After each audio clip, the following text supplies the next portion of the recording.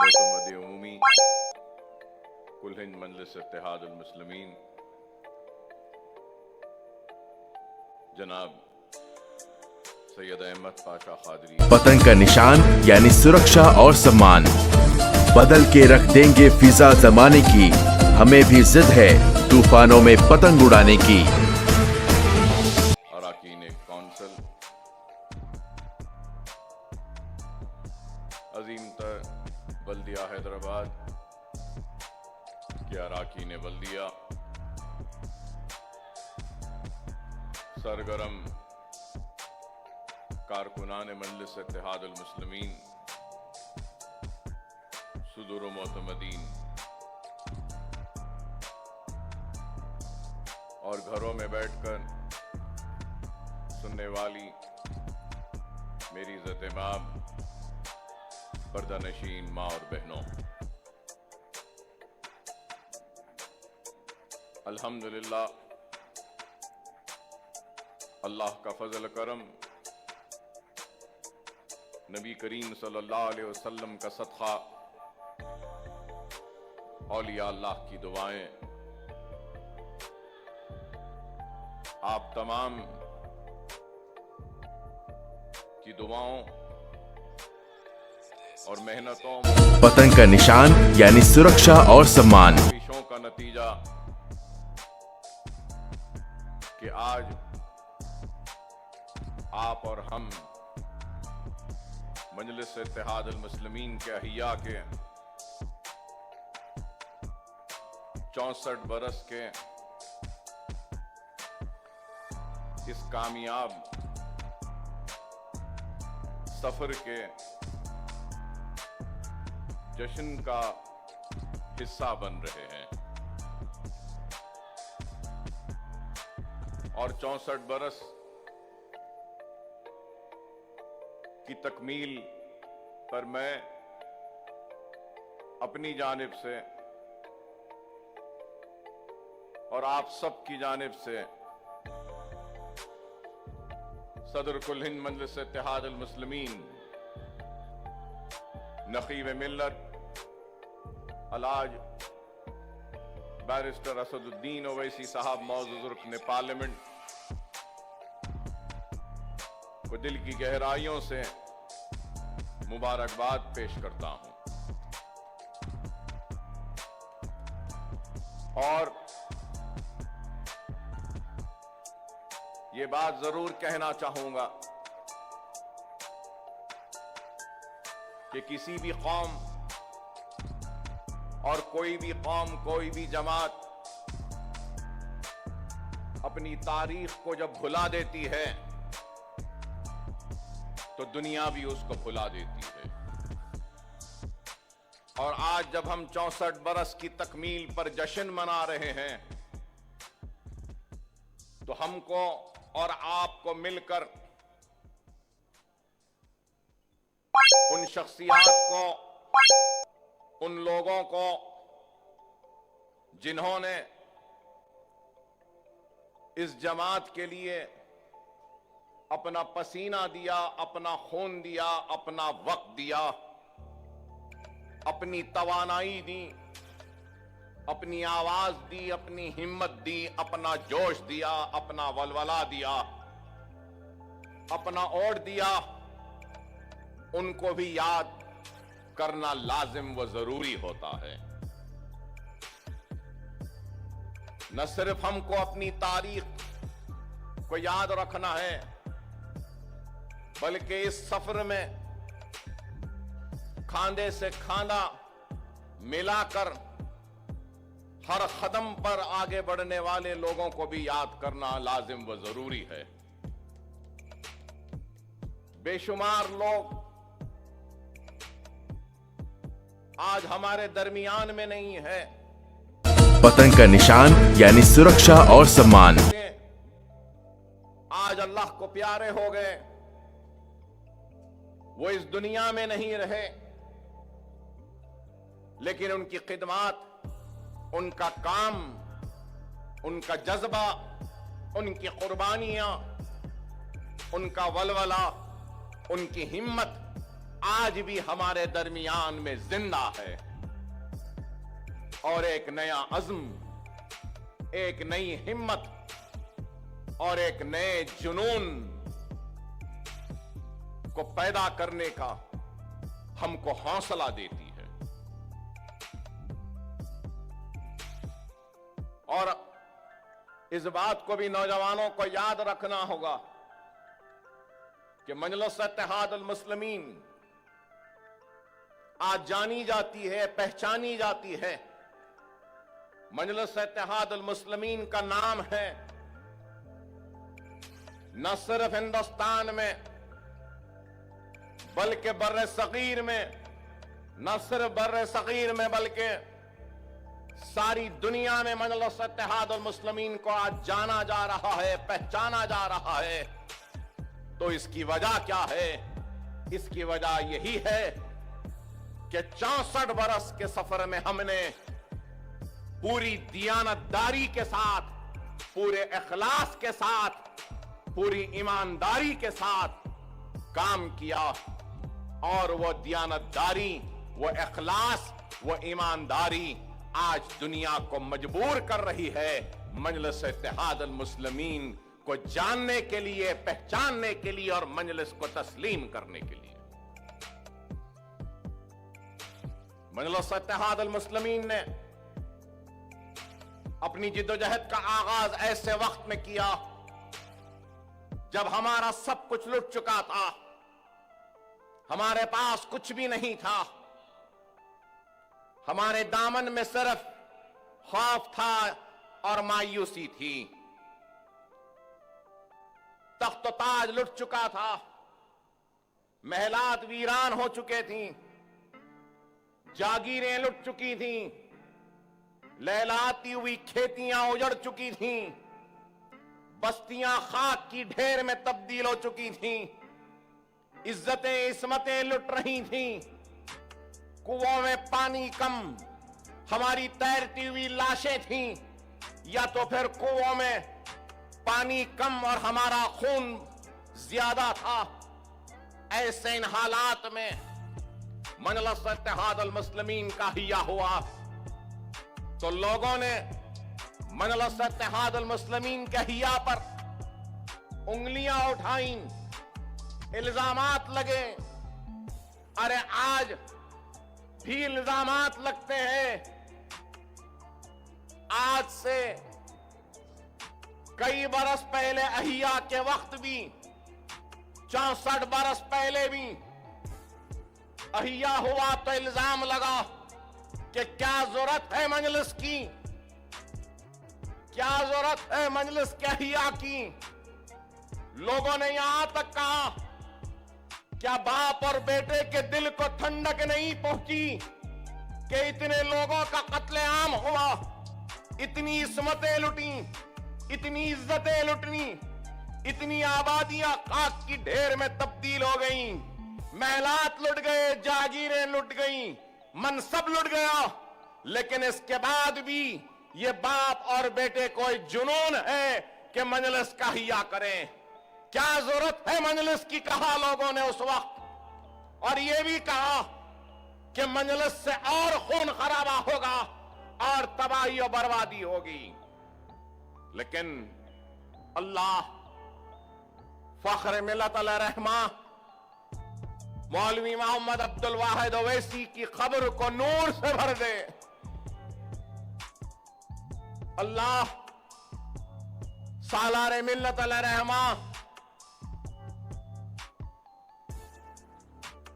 सुल्तान सलाहुद्दीन ओवैसी साहब की कब्र को नूर से भर दे। अल्लाह मरहूम इस्माइल जबी साहब की कब्र को नूर से भर दे। अल्लाह उस वक्त हर शख्स जिसने साथ दिया, जो आज हमारे दरमियान में नहीं है, अल्लाह उन सब के कब्रों को नूर से भर दे।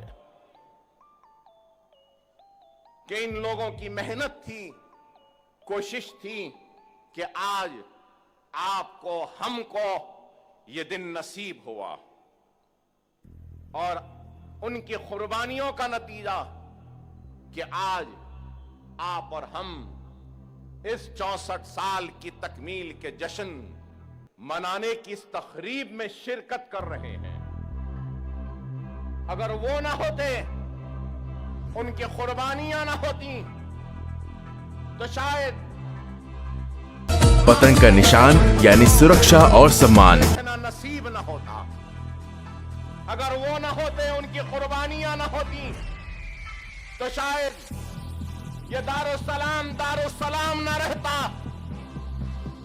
अगर वो ना होते, उनकी कुर्बानियां ना होती, तो शायद ये दारुस्सलाम का मैदान जिसमें आप हम बैठे हैं, ये मैदान बाकी ना रहता।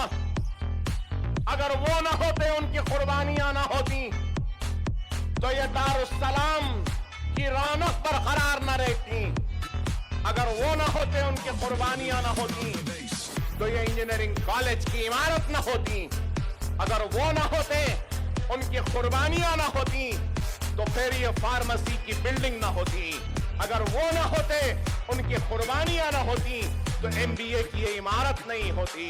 अगर वो ना होते, उनकी कुर्बानियां ना होती, तो MCA की इमारत ना होती। अगर वो ना होते, उनकी कुर्बानियां ना होती, तो आर्किटेक्चर कॉलेज की इमारत ना होती। अगर वो ना होते, उनकी कुर्बानियां ना होती, तो दारुस्सलाम बैंक ना होता। अगर वो ना होते, उनकी कुर्बानियां ना होती, हॉस्पिटल जैसी वसी तर इमारत व दवाखाना ना होता। अगर वो ना होते, उनकी कुर्बानियां ना होती, तो असरा हॉस्पिटल जैसा हॉस्पिटल वैसा दवाखाना ना होता। अगर वो ना होते, तो हमारे अराकीन बल्दिया ना होते। अगर वो ना होते, उनकी कुर्बानियां ना होती, तो ये सजे सजाए डाइस ना होते। अगर वो ना होते, उनकी कुर्बानियां ना होती, तो असदुद्दीन ओवैसी, अकबरुद्दीन ओवैसी जैसे रुकने पार्लियामेंट वो रुकने असेंबली ना होते। अगर वो ना होते, उनकी कुर्बानियां ना होती, तो औरंगाबाद में MP ना होता।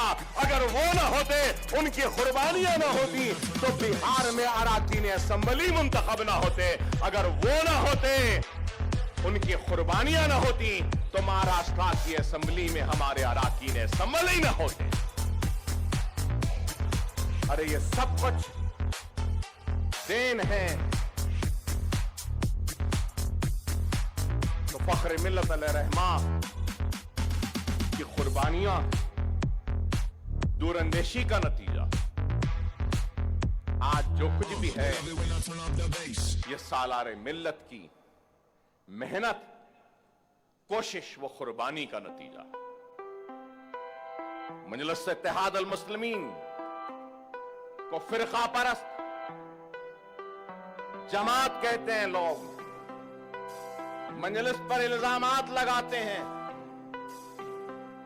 गैर तो गैर, अपनों ने भी कभी नहीं बख्शा हमको। हमने अपनों के इल्जामात को भी बर्दाश्त किया, अपनों की तोहमत को भी कबूल किया। अपनों की जो भी बातें थीं, चाहे अच्छी या बुरी, हमने उसको भी सहा और आगे बढ़ते गए। अहियाए मजलिस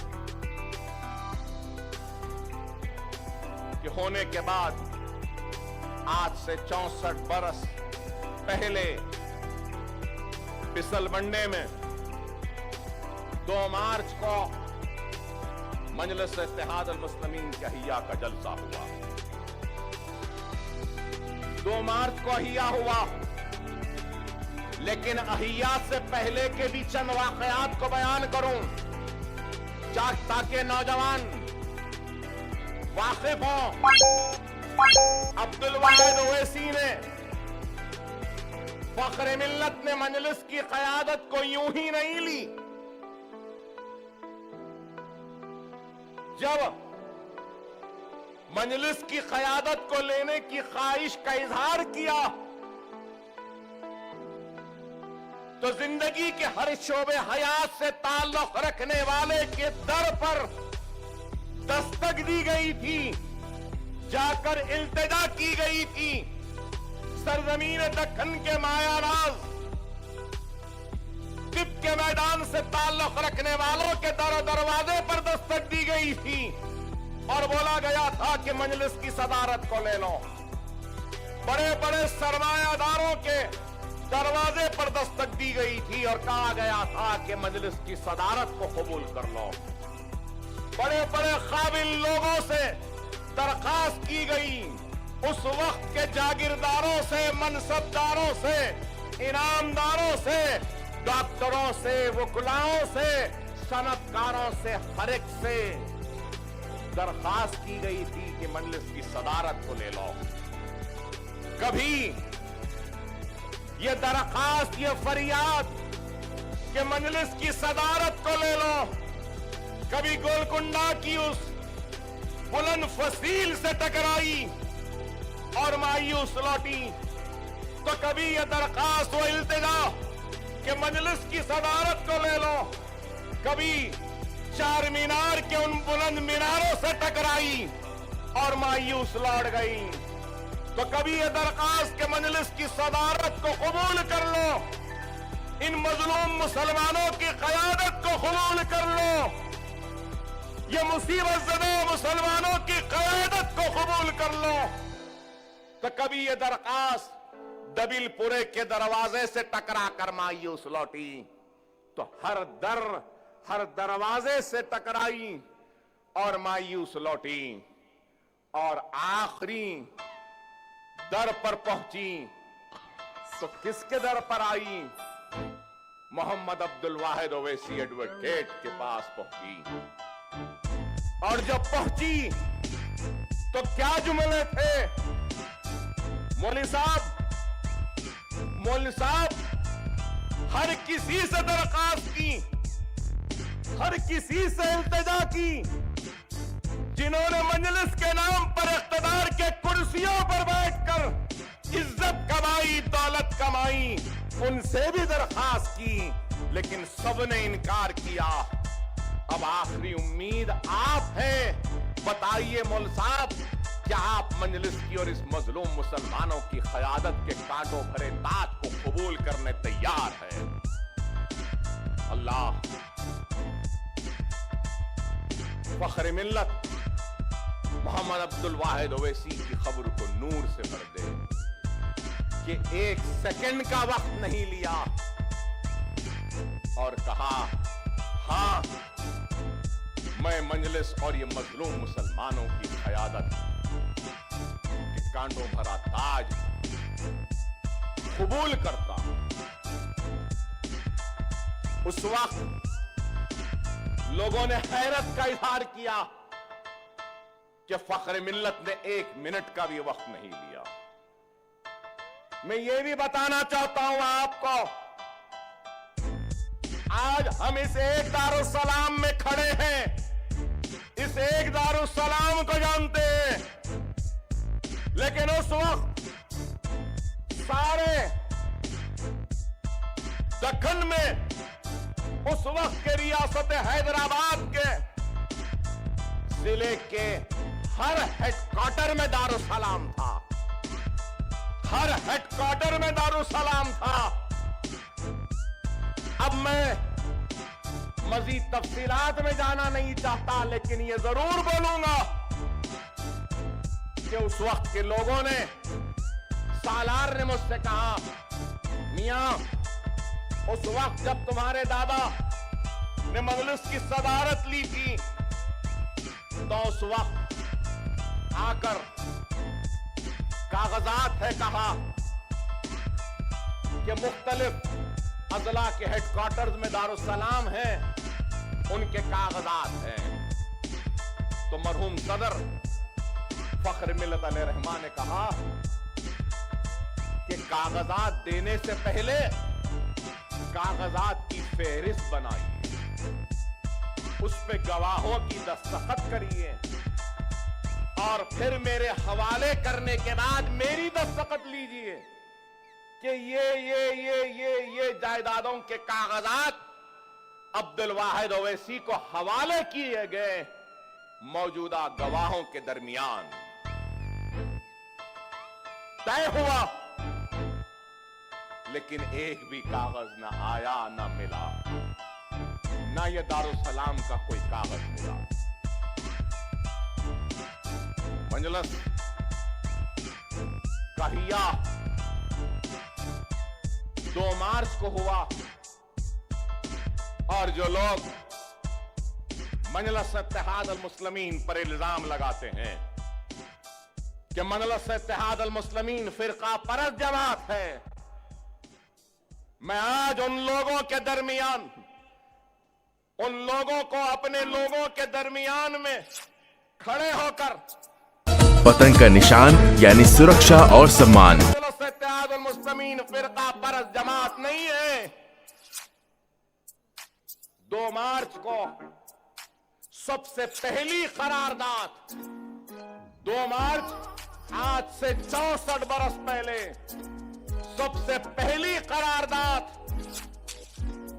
जो मजलिस इत्तेहाद अल मुस्लिमीन के इजलास में अहिया के वक्त मंजूर की गई थी, वो आज मैं यहां खड़े होकर पढ़ता हूं। बिसलमंडे के जलसे आम में मजलिस इत्तेहाद अल मुस्लिमीन ने जो करारदाद पढ़ी, वो करारदाद ये है, ये जलसे आम मजलिस के दस्तूर को बैक आवाज मंजूर करता है और मजलिस को गैर फिरका वाराना एहसास पर बाशिंदगान हिंद की मौसर सियासी तंजीम करार देता है और मजलिस को गोशे गोशे में फैला देने का सदर मजलिस को इख्तियार देता है। और इस करारदाद में हिंदू मुस्लिम इत्तेहाद पर जोर देते हुए कहा गया कि मजलिस इत्तेहाद अल मुस्लिमीन के इस जलसे आम की ये ख़तई राय है। सुनो सुनने वालों, मजलिस इत्तेहाद अल मुस्लिमीन के इस जलसे आम की ये ख़तई राय है कि हिंदू मुस्लिम इत्तेहाद और बैन तबका जाती इश्तराक ही से मुल्क की तामीर व तरक्की के मनाजिल तय कर सकता है। कौमी इत्तेहाद को मजबूत से मजबूत तर बनाने, कौमी इत्तेहाद को मजबूत से मजबूत तर बनाने, हिंदू मुस्लिम इत्तेहाद को परवान चढ़ाने और बैन तबकाती जाती इश्तराक को आम करने के लिए मुसलमाना ने आंध्र प्रदेश व हिंद, मुसलमाना ने आंध्र प्रदेश व हिंद अपनी पूरी तवानाई सर्व करने का यकीन दिलाते हैं। ये इजलास फिरका वाराना, सुनो, ये इजलास फिरका वाराना सियासत की मजम्मत करता है और मुश्तरक सियासत पर अपने ईखान का इजहार करता है।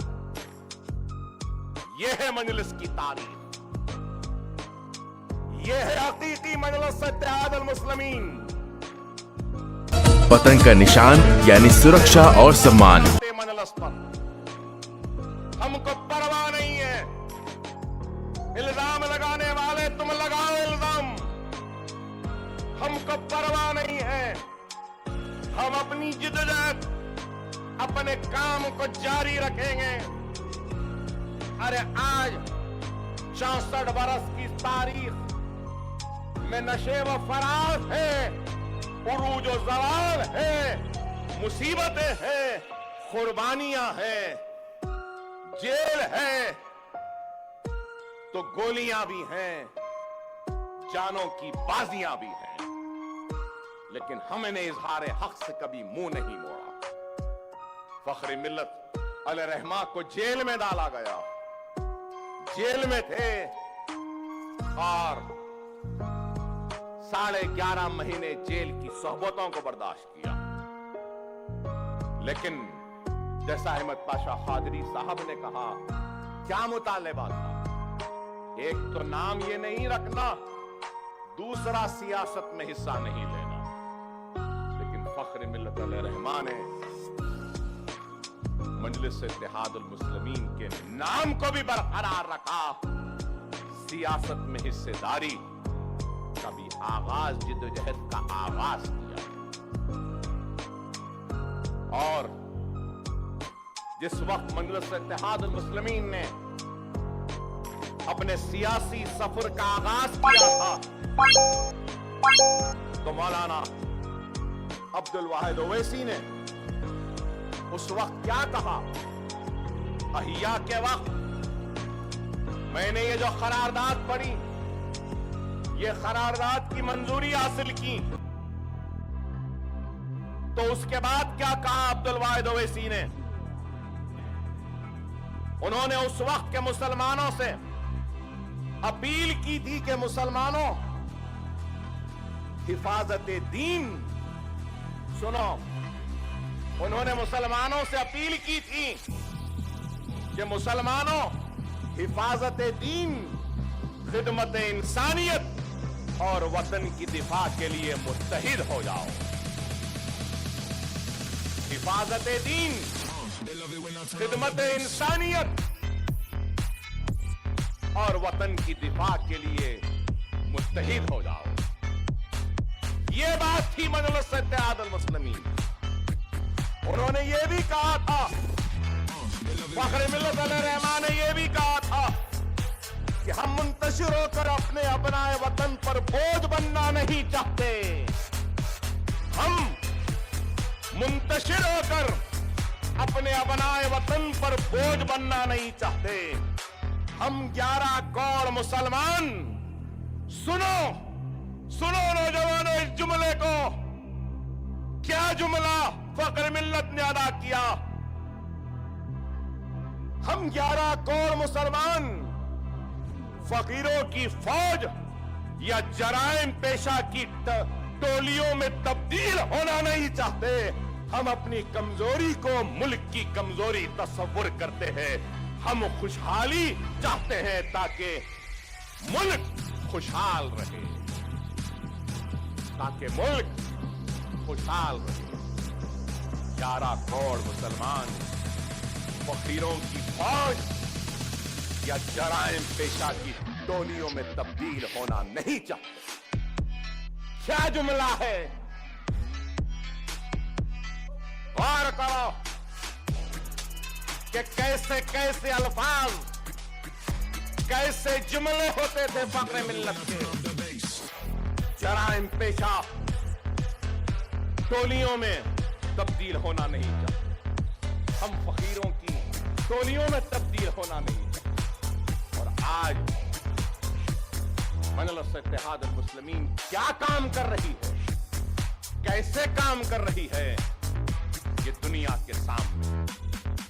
जिस वक्त फख्र मिल्लत को गिरफ्तार किया गया, घर की लाइट, घर का पानी, बैंक के खाते सब कुछ जब्त कर लिए गए थे। कुछ भी नहीं था,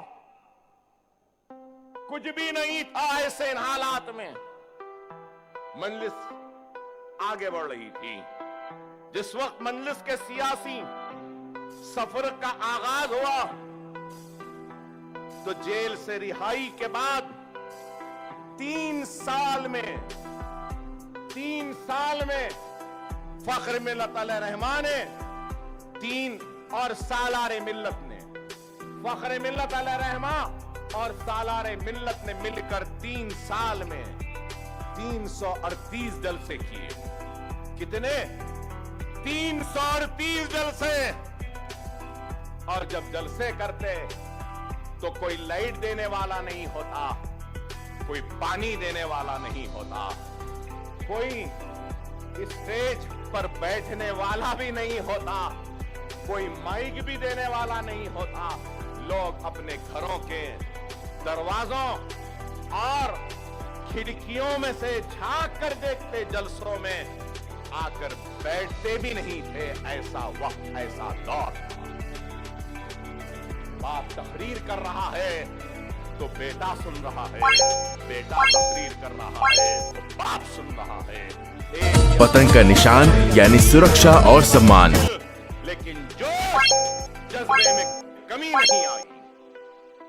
और वो 3 साल की जिद्दोजहद, वो कोशिश का नतीजा कि जैसा अभी पाशा कादरी साहब ने कहा कि 1960 के बल्दी इलेक्शन में मजलिस इत्तेहाद मुस्लिमीन को कामयाबी मिली, मजलिस कामयाब हुई, आगे बढ़ते गई और पीछे मुड़कर नहीं देखा कभी मजलिस, बस आगे ही बढ़ते गई। और आपको यह भी बताऊं कि जिस वक्त मजलिस के सियासी सफर का आगाज हुआ था, उस वक्त मजलिस के पास बकौल सालार के सालार कहते थे कि टूटा कलम और एक कागज का टुकड़ा भी नहीं था हमारे पास।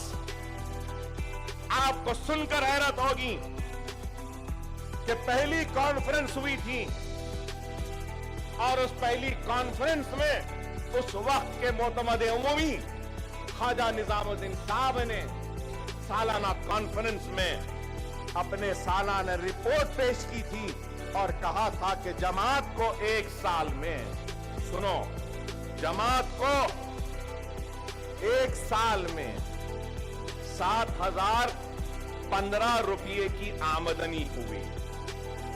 7,015 रुपये की आमदनी हुई और 7,125 रुपये रकम खर्च किए गए। 7,125 रुपये खर्च किए गए, जबकि जमात को 1,152 रुपये का कर्ज है। जमात को 1,152 रुपये का कर्ज है। गौर करो।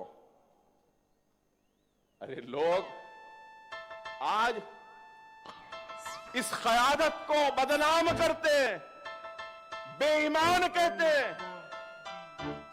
अरे दियानतदारी का और क्या सबूत दो क्या उस वक्त टूटा कलम, एक कागज का टुकड़ा तक नहीं मिला था।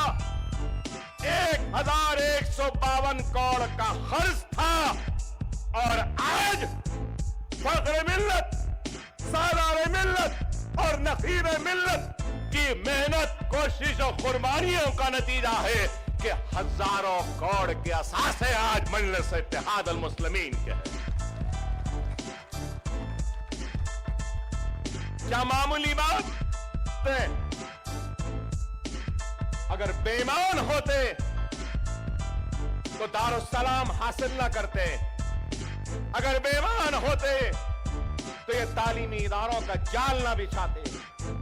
अगर बेईमान होते तो कौम मिल्लत के नाम ये असासे नहीं देते।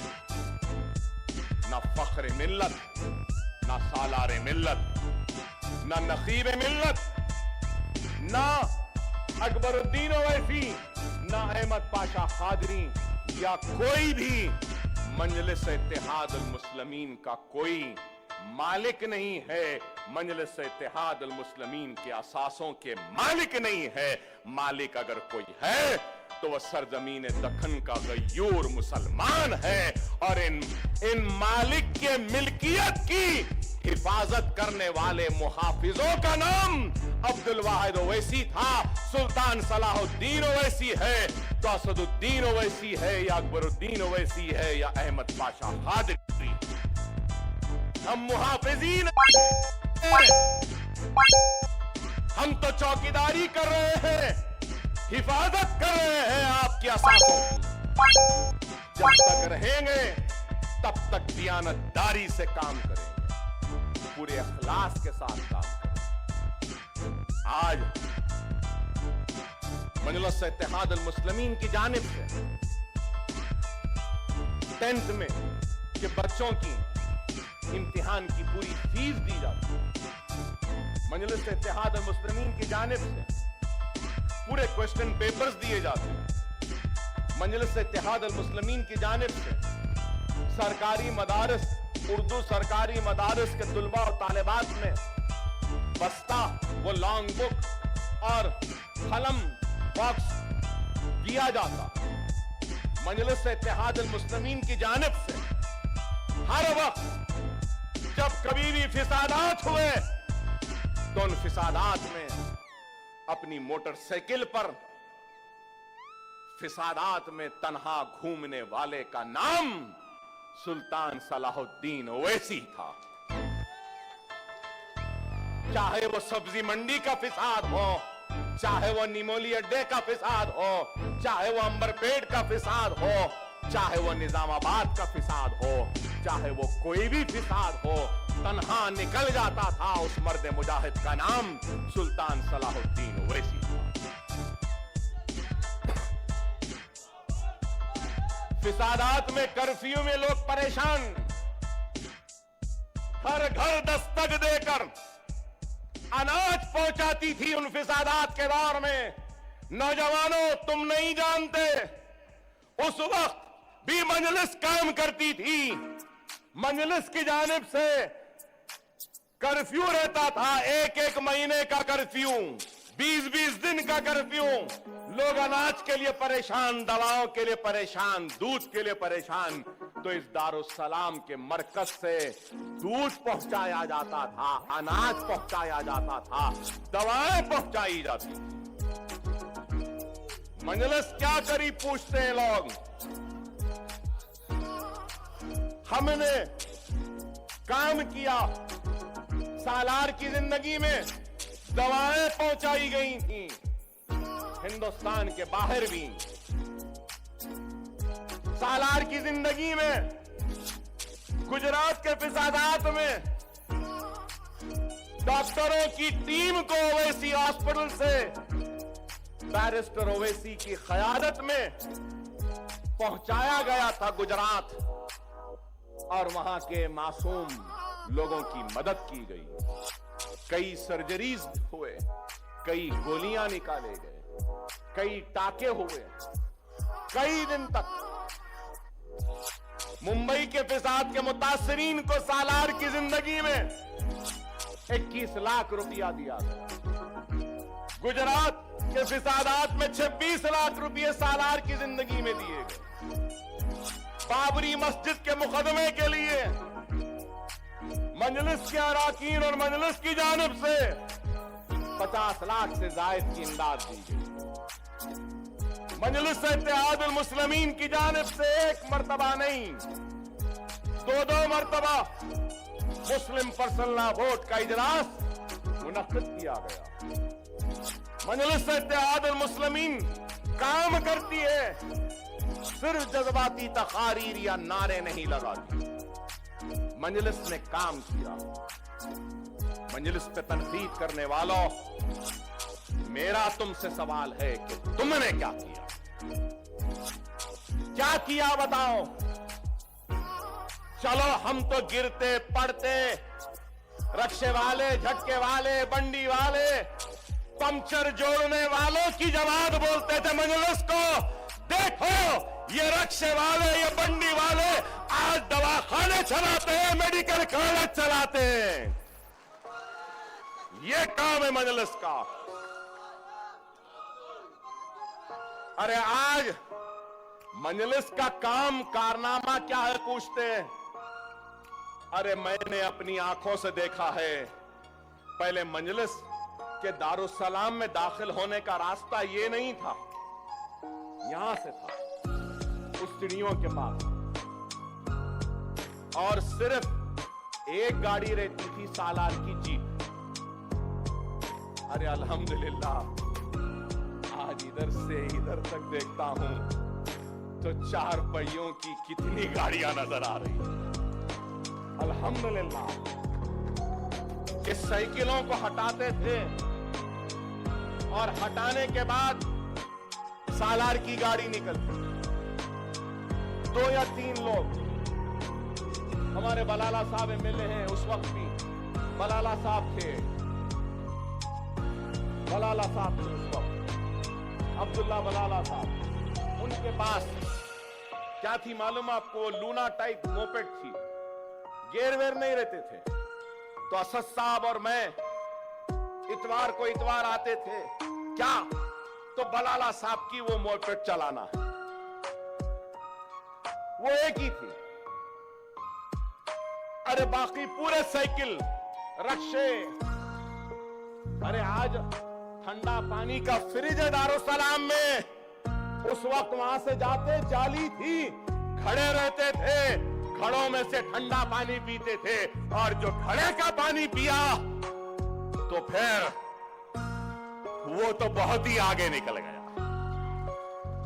अभी भी पाशा से कहूंगा कि पाशा एक घड़ा रखो, नौजवानों को उसका पानी पियो। ये था वक्त, और फिर मंजलस आगे बढ़ती गई। 1984 नारेंद्र भास्कर राव, एनटी रामाराव का वक्त।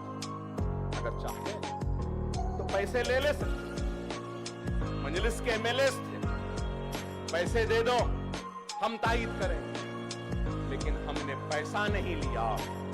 हमने उस वक्त ये इंजीनियरिंग कॉलेज लिया और दक्कन मेडिकल कॉलेज लिया, और आज सारी दुनिया में हजारों डॉक्टर्स दक्कन मेडिकल कॉलेज से कामयाब होकर बरसरे रोजगार, अमेरिका हो, लंदन हो, जर्मनी हो, सऊदी अरब हो, हमारे मेडिकल ग्रेजुएट, इंजीनियरिंग ग्रेजुएट आज कैसा दवा है मैं बताना ये चाहता हूं। ख्वाब, इरादा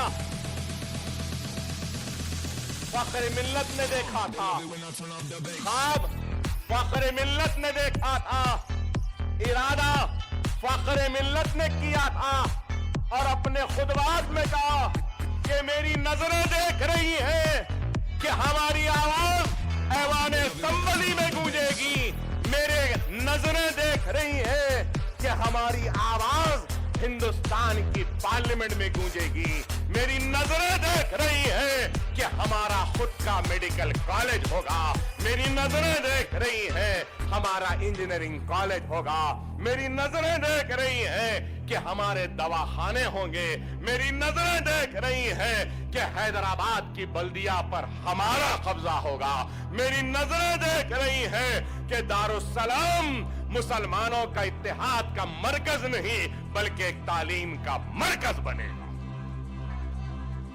फख्र मिल्लत ने ये कहा और ये ख्वाब देखा और एक बीज बोया, तो सालार ने उन ख्वाबों को हकीकत में तब्दील किया, मेडिकल इंजीनियरिंग कॉलेज बने, दवाखाने बनाए। आज सालारे मिल्लत की जिंदगी में ओवैसी हॉस्पिटल मेडिकल कॉलेज का मुकम्मल रकबा 7.5 लाख स्क्वायर फीट था। कितना? सालार की जिंदगी 7.5 लाख। आज दक्कन मेडिकल कॉलेज का मुकम्मल रकबा, मेडिकल कॉलेज की बिल्डिंग, ओवैसी हॉस्पिटल की इमारत, उसके पीछे फख्र मिल्लत हॉस्टल की इमारत, उसके पीछे एक और इमारत नकीब मिल्लत कैंसर रिसर्च सेंटर की इमारत, और उसके सामने सालारे मिल्लत बॉयज हॉस्टल की इमारत, और फिर सालारे मिल्लत ऑडिटोरियम, और उसके बाद प्रिंसेस असरा हॉस्पिटल की इमारत।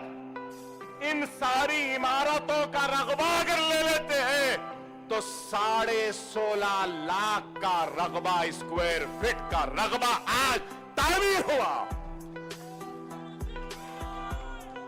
सालार की जिंदगी में Owaisi hospital 7.5 lakh square feet, नकीब मिल्लत की सदारत में 16 लाख स्क्वायर फीट से जायद। हां, मैं मानता हूं हरगिज़ क़तई इस बात को नहीं बोलूंगा कि हम मुकम्मल कामयाब हो गए, दवाखाना अच्छे से चल रहा है, दवाखाने में काम हो रहा है अच्छे से, हरगिज़ क़तई नहीं करूंगा। हाँ, फख्र मिल्लत ने ख्वाब देखा था, सालार ने बनाया है, अब हम चलाने की कोशिश कर रहे हैं। हम नहीं चलाएंगे तो हमारी बात की नस्ल जरूर इसको चला देगी। कौमों का काम चंद बरसों में या चंद साल में नहीं होता। कौमों का काम नस्ल दर नस्ल की कुर्बानी व मेहनत के बाद कामयाब होता है। इस बात को समझना होगा। आसान नहीं है दवाखाने चलाना। करीब 300 डॉक्टर्स हैं, तो 2000 से जायद का गैर तदरीसी अमला है। या engineering college, MBA college, pharmacy college, architecture college, nursing college, physiotherapy college, ये सब कॉलेजों में करीब 4,500 लोगों को रोजी रोटी मिल रही है। अरे ये काम तो हमने किया है ना। ठीक है कमियां हैं, ठीक है खामियां हैं, ठीक है बहुत कुछ करना है, लेकिन काम होता रहा है। फख्र मिल्लत ने ख्वाब देखा, सालार ने बनाया है, अब हम चलाने की कोशिश कर रहे हैं इसके चलाने के साथ, और इसमें तौसी कर रहे हैं। क्या आज से 5 साल या 10 साल पहले के आसरा दवाखाना आज जैसा है ऐसा था? ग्राउंड+1 आज कितनी बड़ी इमारत, 100 करोड़ लग गए। आसान नहीं है चलाना, मैं जानता हूं, मेरा दिल जानता है। सियासत करना, MLA-शिप की जिम्मेदारी निभाना आसान है, लेकिन ये इदारे चलाना कांटों का ताज है, बहुत मुश्किल है। हम चला रहे, हम जानते हैं कैसा चला रहे। सिर्फ असरा ओवैसी दक्कन मेडिकल कॉलेज की तनख्वाहें करोड़ों रुपये में हैं। महाना 200 करोड़ का बजट है, खर्चा है, मगर अल्हम्दुलिल्लाह तनख्वाह कभी देर से नहीं मिलती, वक्त पे मिल जाती है। अरे ये आसान नहीं है। कोविड के वक्त में हमने काम किया, क्या काम नहीं किया कोविड के वक्त? क्या मजलिस की जानिब से ऑक्सीजन के सिलेंडर नहीं दिए गए? क्या ऑनलाइन डॉक्टर्स का कंसल्टेशन नहीं हुआ? क्या मजलिस की जानिब से दवाइयां नहीं दी गई? कोविड के वक्त मजलिस के अराकीन असेंबली की जानिब से क्या अनाज तकसीम नहीं किया गया? घर घर जाकर किया गया। सालारे मिल्लत के नाम से कायम करदा मेरी जानिब से जो ट्रस्ट है, सालारे मिल्लत एजुकेशनल ट्रस्ट, हमने उस ट्रस्ट की जानिब से हैदराबाद के कोने कोने तक अनाज तकसीम कर किया। कहीं से भी आवाज आने दो। हमने ये नहीं देखा कि भूखा कौन है, उसका मजहब क्या है, क्या वो खुदा को मानने वाला है, क्या वो अल्लाह को मानने वाला है, या वो भगवान को मानने वाला है। हमने ये नहीं देखा। हमने इंसानियत की खिदमत की, जो फख्र मिल्लत अलैहिर्रहमान ने अहियाए मजलिस के वक्त कहा था, खिदमत इंसानियत। हमने इंसानों की खिदमत की, भूख को मिटाने की कोशिश की। कितना राशन के किट्स दिए, और फिर कोविड के वक्त स्कूल बंद थे तो टीचरों की मदद की, टीचर्स को हमने इमदाद दी, हुफ्फाज को हमने इमदाद दी, अइम्माओं को हमने इमदाद दी। टैक्सियां खराब हो गई तो बना कर दिया, ऑटो खराब हो गए तूफान में तो बना कर दिया। बैठा है यहां पे मजलिस का एक कारकुन, घर घर जाकर रेफ्रिजरेटर और वॉशिंग मशीन बनाकर अपनी टीम के साथ 100 घरों की मशीन को बनाया। ये काम किया हमने, माइग्रेंट वर्कर्स को हमने मदद की, और फिर दीनी मदारिस को अनाज भी हमने भेजा, खानखाओं में भेजा। सेकेंड कोविड में 40,000 फैमिली पैक खाना बनाकर दिन में 4,000 लोगों का खाना पकता है।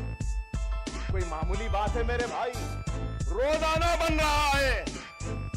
चंद्रायन गुट्टे के अराकीन बल्दिया और समद बिन अब्बास, सलीम बेग, शाह साहब, वहाब, हमारे कॉर्पोरेटर्स मिलकर वहां पे बैठकर रोजाना 4,000 लोगों का खाना बनाते थे और फिर वो खाने के पैकेटों को तकसीम भी करते थे। अरे ये काम क्या किसी ने किया? कैसा काम? अरे मंजलिस ने ये काम किया। फ्लड्स में 32 मेडिकल कैंप ओवैसी हॉस्पिटल के जानिब से किए गए। 1,30,00,000 रुपए की अद्वियात को हमने तकसीम किया। कितने? 1,30,00,000। Covid first wave, second wave और उसके बाद फ्लड, अगर ये सब मिला लें तो 12 करोड़ से जायद पैसा सालारे मिल्लत एजुकेशन ट्रस्ट की जानिब से अकबरुद्दीन ओवैसी ने खर्च किया। तो अकबरुद्दीन ओवैसी की क्या हैसियत, क्या बिसात? अरे मैं जो कुछ भी हूं जमात के का तुफैल है, मेरे वालिदैन की दुआ है, मेरे कारकुनों की दुआएं हैं, मेहनतें हैं, इस वजह से इस काबिल बना के कुछ कर सकूं। आप नहीं, आपकी दुआएं नहीं, आपकी वाबस्तगी नहीं, आपका एतमाद नहीं, आपका भरोसा नहीं, आपका जोश नहीं, आपका वलवला नहीं, तो मंजलिस भी कुछ नहीं, अकबरुद्दीन ओवैसी भी कुछ नहीं। अकबरुद्दीन ओवैसी के अल्फाज, अकबरुद्दीन ओवैसी का जोश, अकबरुद्दीन ओवैसी का जज्बा, अकबरुद्दीन ओवैसी की खिदमत तर्जुमानी करता है इस अवाम की, जिस अवाम का एतमाद और भरोसा मंजलिस और अकबरुद्दीन ओवैसी के साथ। ये आपका काम। सालारे मिल्लत एजुकेशनल ट्रस्ट के नाम पर आज एक स्कूल बना था पहले। कहां पर? नशेमन नगर। नशेमन नगर एक स्कूल का वादा था। नशेमन नगर में स्कूल, रियासत नगर में स्कूल, अंबरपेट में स्कूल, हाफिज बाबा नगर में स्कूल, नरखी फूलबाग में स्कूल, फिर उसके बाद उमर कॉलोनी में नया स्कूल बन रहा है, फिर सलाला में स्कूल बन रहा है, और KG to PG Fatima Owaisi campus. फख्र मिल्लत अले रहमा की अहलिया का नाम फातिमा था, जिन्होंने मंजलिस के लिए अपने शोहर का साथ दिया। इस जमात के लिए हमारी खवातीन ने भी अपना ताउन दिया। शोहर जेल में है, घर का पानी कटा हुआ है, लाइट कटी हुई है, दाने दाने का औलाद मोहताज है, लेकिन उस बहादुर औरत ने अपने शोहर का साथ दिया और मंजलिस को कायम होने में ताउन दिया, मदद की। इसलिए आज बल्लागुड़े में Fatima Owaisi KG to PG का आलीशान कैंपस है। अरे देखो, कभी वक्त निकालो और जाकर देखो ओवैसी हॉस्पिटल का कैंपस आज कैसा हो गया। इंटरनेशनल स्टैंडर्ड्स का कैंपस है।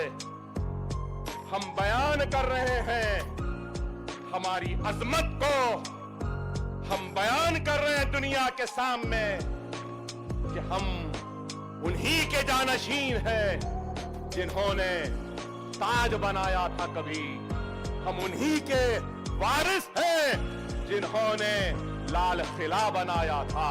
हम उन्हीं के वारिस हैं जिन्होंने चार मीनार और कुतुब मीनार बनाया। आज ऐसी आलीशान इमारत जाकर देखो, Fatima Owaisi KG to PG campus. मेरी मैं आपसे यही कह रहा था कि थोड़ा सा वक्त निकालिए और जाकर देखिए कि Fatima Owaisi KG to PG campus 1,90,000 square feet पे तामीर हो चुका, तकमील के आखिरी मराहल में है और नर्सरी से लेकर PG तक मुफ्त तालीम का इंतजाम उस तालीम के मरकज में होगा।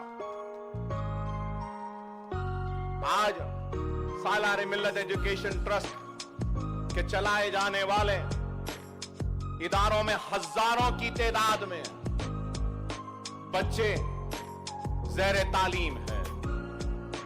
हमारे बच्चे 10th भी पास करके निकल चुके हैं, डॉक्टर बने, इंजीनियर बन रहे हैं, MBA में भी दाखिला हासिल किया हमारे स्कूल से पढ़ने वाले हैं। और फिर मुगलपुरे में एक पुराना शादी खाना था इशरत महल के नाम से, वहां पर भी 64,000 स्क्वायर फीट की इमारत को मैंने तामीर किया। इरादा था वहां पर भी एक स्कूल, लेकिन उस स्कूल की तामीर का आगाज करने के बाद हमने तालाब मीर जुमला में एक पुराना मशहूर स्कूल था जिसका नाम डार्जिलिंग स्कूल था। वो डार्जिलिंग स्कूल बिकने को आया था तो मैंने खरीदा उस स्कूल को और वहां पर भी 1,10,000 स्क्वायर फीट की इमारत ज़ेरे तामीर है। वहां पर भी एक और KG to PG का कैंपस वहां पर भी आएगा इंशाअल्लाह ताला।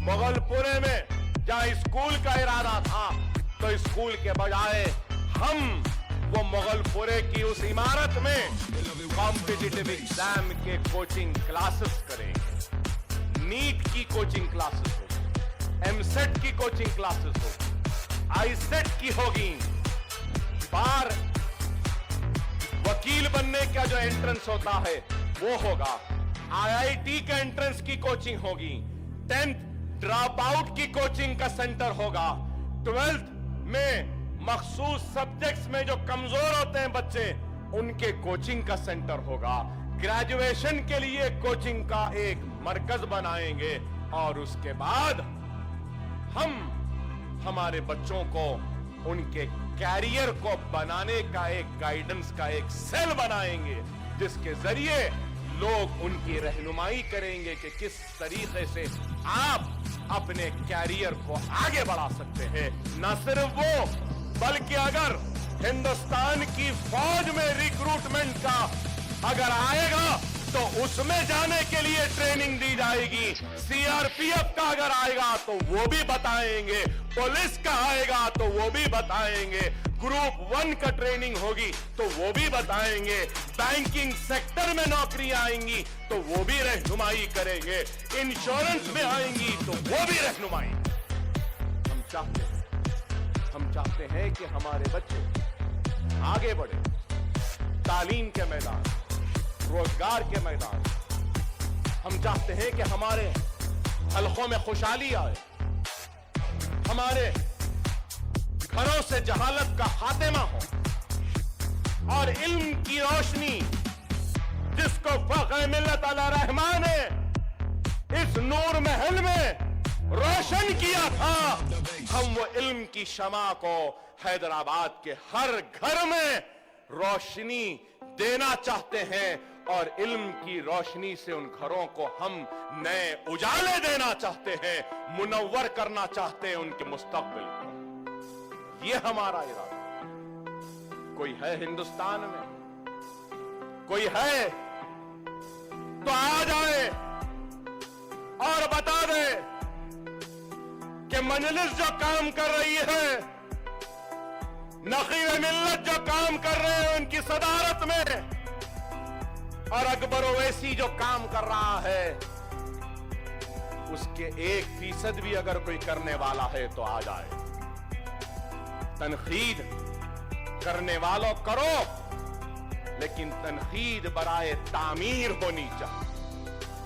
तनकीद बराए तनकीद नहीं होनी चाहिए, तनकीद बराए इंतशार नहीं होनी चाहिए। हमने काम किया, अरे मेरा ज़मीर मुतमईन है, मैंने गोलियां खाई, ज़र्ब खाए, मौत के और जिंदगी के कश्मकश में था, लेकिन अपनी जिंदगी को जो आपकी दुआओं से मुझे मिली, मैंने उसको रायगा नहीं किया। एक एक दुआओं के हक को अदा करने की कोशिश कर रहा हो, एक एक स्कूल की इमारत की तामीर के जरिए गरीबों और यतीमों की मदद करते हुए और बेसहारों को सहारा देने की फिक्र में आगे बढ़ते हुए एक एक लम्हा गुजार रहा हूं। मैंने अपनी जिंदगी को रायगा नहीं किया, एक बामकसद जिंदगी जी है। जितने दिन है बामकसद जिंदगी ही जीऊंगा। सुबह निकलूंगा तो मकसद होगा, घर को वापस आऊंगा तो भी फिक्र रहेगी अपनी कौम को किस तरीके से उठाऊं, किस तरीके से अपने नौनिहालों के मुस्तकबिल को संवारूं, किस तरीके से गरीबों की मदद करूं। जिंदगी की ख्वाहिशात में यह भी ख्वाहिश है कि मरने से पहले 2 दवाखानों में से एक दवाखाना फ्री कर कर इस दुनिया से चला जाए। गरीबों के लिए है मुझे इंशाअल्लाह अकबरुद्दीन ओवैसी ने जो कहा है वो किया है। इंशाअल्लाह इस काम को भी करने के लिए आगे बढ़े। हम आगे बढ़ रहे हैं, काम कर रहे हैं। हम पे तनकीद करने वालों, तुमने क्या किया, क्या किया बताओ। अरे हिंदुस्तान के मुसलमानों की पसमानदगी का हर कोई जिक्र करते हैं। हिंदुस्तानी मुसलमानों की तालीमी पसमानदगी का जिक्र होता है, हिंदुस्तान के मुसलमानों की माशी पसमानदगी का जिक्र होता है, हिंदुस्तानी मुसलमानों की बदहाली का जिक्र होता है, हिंदुस्तानी मुसलमानों के बस्तियों की बदहाली का जिक्र होता है, हिंदुस्तानी मुसलमानों के हर नाइंसाफी का जिक्र होता है। लेकिन मैं समझता हूं कि हिंदुस्तानी मुसलमानों की सबसे बड़ा अगर कोई अलमिया है तो वो ये है कि हिंदुस्तान का मुसलमान अपनी क़यादत को बनाने में नाकाम रहा, सिवाय सरजमीन दखन है। अगर यूपी में हमारी आवाज होती तो हम क्यों जाते, बिहार में हमारी आवाज होती तो हम क्यों जाते। अरे आवाज नहीं है, अगर है तो सिर्फ वोट लेती है, वोट लेने के बाद मुसलमानों को भूल जाती। अरे आज लोग कहेंगे कि मजलिस मुसलमानों की बात कर रही है, अकबर ओवैसी मुसलमान की बात कर रहा, हाँ मुसलमान की बात कर रहा। क्यों कर रहा हूं, थोड़ा संजीदगी से सोचो, सुनो मेरी इस बात। इस वास्ते कि हिंदुस्तान हो या कोई भी मुल्क हो, उस वक्त तक कामयाब, उस वक्त तक तरक्की याफ्ता, उस वक्त तक खुशहाल नहीं हो सकता जब तक कि उस मुल्क में रहने बसने वाले हर शहरी को खुशहाली का हिस्सेदार ना बनाया जाए, तरक्की का हिस्सेदार ना बनाया जाए, कामयाबी का हिस्सेदार ना बनाया जाए। आज गोपाल सिंह कमीशन की रिपोर्ट हो, कुंडू कमेटी की रिपोर्ट हो, या फिर सच्चर कमेटी की रिपोर्ट हो, कोई भी रिपोर्ट, जितने भी कमीशन बने, सब ने कहा कि सबसे पीछे, सबसे पिछड़ा हुआ, सबसे कमजोर अगर कोई है तो वो मुसलमान। कहा या नहीं? मैं लीडर हूं। लीडर का काम क्या है? कमजोर का हाथ पकड़ना या ताकतवर का हाथ पकड़ना? लीडर का काम क्या है? गरीब का हाथ पकड़ना या अमीर का हाथ पकड़ना? लीडर का काम क्या है? जिसके पास तालीम है उसको तालीम देना या जिसके पास तालीम नहीं है उसको तालीम देना? लीडर का काम क्या है? जहां रोड है वहीं पे रोड डालना या जहां रोड नहीं वहां पे रोड डालना? तो आज अकबरुद्दीन ओवैसी इस मुल्क की खिदमत कर रहा है। कमजोर व पिछड़े मुसलमान को आगे बढ़ाने के लिए उनका हाथ पकड़ रहा है। तो क्या यह गुनाह है? आज मुसलमान पीछे है तो मुसलमान को आगे बढ़ाने की बात कर रहा हूं। कल को अगर हिंदू पीछे होगा या सिख होगा या ईसाई होगा तो अल्लाह उसके रसूल की कसम, ये अकबरुद्दीन ओवैसी उस हिंदू का भी हाथ पकड़ेगा और उसको भी आगे बढ़ाएगा। उस सिख का भी हाथ पकड़ेगा, आगे बढ़ाएगा। उस ईसाई का भी हाथ पकड़कर आगे बढ़ाएगा। लेकिन सिर्फ हम पर इल्जाम फिरका परस्त है। अरे हम फिरका परस्त नहीं है, हम कमजोर परस्त हैं। हम जुल्म का शिकार होने वाले मजलूम की मदद करने वालों का नाम मजलिस इत्तेहाद अल मुस्लिमीन।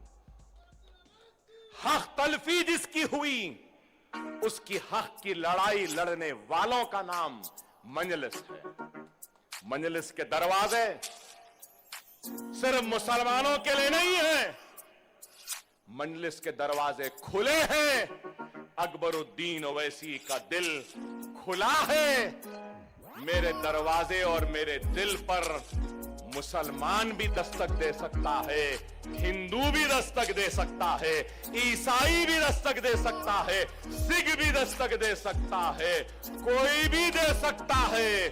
अल्लाह को मानने वाला भी दे सकता है, भगवान को मानने वाला भी दे सकता है, गॉड को मानने वाला भी दे सकता है, भगवान अल्लाह गॉड को नहीं मानने वाला इंसान भी दे सकता है। हमारे दरवाजे सबके लिए खुले।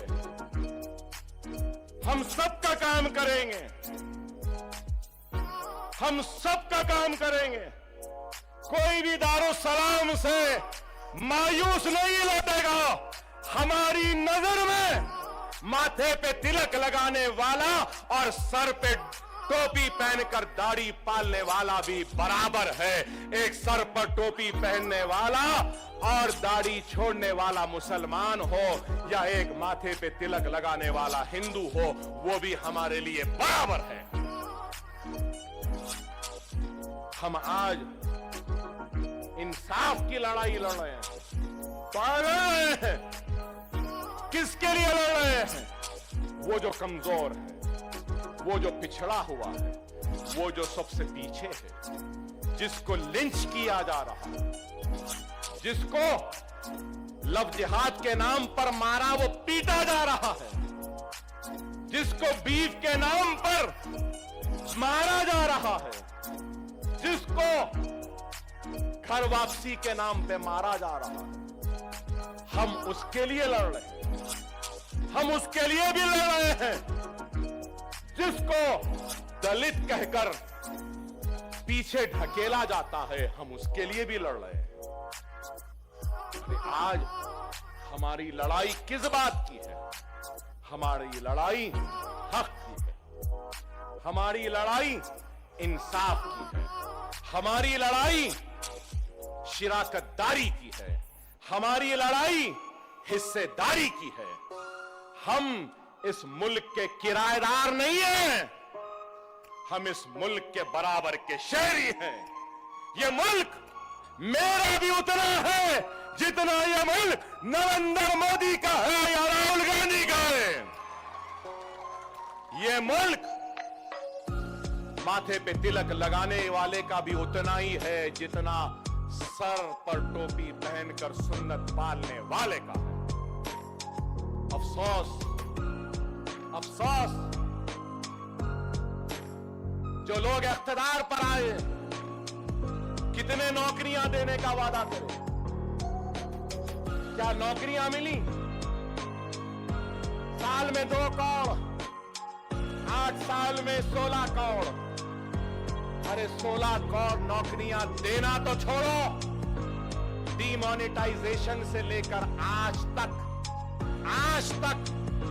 मैं सिर्फ बातें नहीं कह रहा हूं, अरे अपने पास पूरे आदाद शुमार को लेकर आया हूं। Centre for monitoring Indian economy, centre for monitoring Indian economy ने कहा कि अप्रैल 2020 तक 12 करोड़ 20 लाख हिंदुस्तानियां अपनी नौकरियों से महरूम हो गए।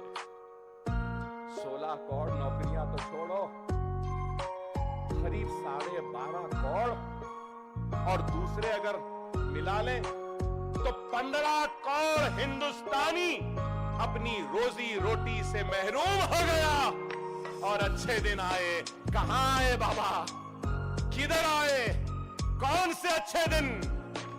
अरे हम तो नहीं दिए, लेकिन देने वालों तुमने और दिया। नौकरियों के लिए क्या नौकरियां मिली? तुमने वोट दिया। मुल्क की खुशहाली के लिए क्या मुल्क में खुशहाली आई? वोट देने वालों ने वोट दिया रोजी के लिए, रोटी के लिए, सरहद की हिफाजत के लिए, मईशत के इस्तेहकाम के लिए, रुपये के गिरते हुए खदर को उठाने के लिए, सनतों को बचाने के लिए। क्या सनतें बची या बंद हुई डीमोनेटाइजेशन के बाद? इनके आने के बाद सरहदें महफूज है, चाइना आता जा रहा है अंदर, लेकिन हमारे वजीर आजम खामोश, बिल्कुल खामोश, कुछ नहीं। आप बताओ क्या हाल है? खारिजा पॉलिसी नाकाम, यूक्रेन में हमारे बच्चे फंसे। मुतालबा करता हूं मैं हुकूमत हिंद से कि हमारे मासूम बच्चों को वापस लेकर आओ। जो भी जरूरी काम करना है करो। उनके माँ बाप तड़प रहे हैं, वो बर्फ में, सर्दी में वो तड़प रहे हैं, भूखे हैं, प्यासे हैं। ऐ मोदी साहब, उनको वापस लाओ। सरहदें आज क्या हाल है आपके सामने?